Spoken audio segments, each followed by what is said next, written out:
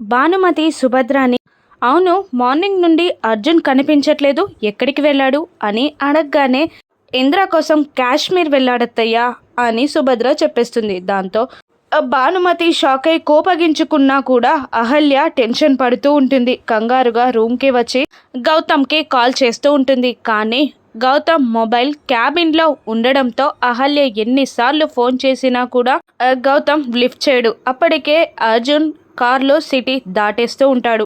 ఇక గౌతమ్ మొబైల్ పదే పదే రింగ్ అవ్వడంతో అంజలి ఆ మొబైల్ని పట్టుకొని గౌతమ్ దగ్గరికి వస్తూ నీ మొబైల్ పదే పదే రింగ్ అవుతుంది గౌతమ్ అనగానే అవునా అని అంటూ మొబైల్ తీసుకొని ఆన్ చేసి అహల్య నుంచి కాల్ రావడం చూసి అహల్యకి కాల్ చేస్తాడు. అహల్య కంగారుగా గౌతమ్ గారు మీ నాన్నగారు ఇందిరా కోసం కాశ్మీర్ బయలుదేరారండి అని చెప్పగానే గౌతమ్ షాక్ అవుతాడు. వాట్ అని అంటూ కంగారుగా జీప్లో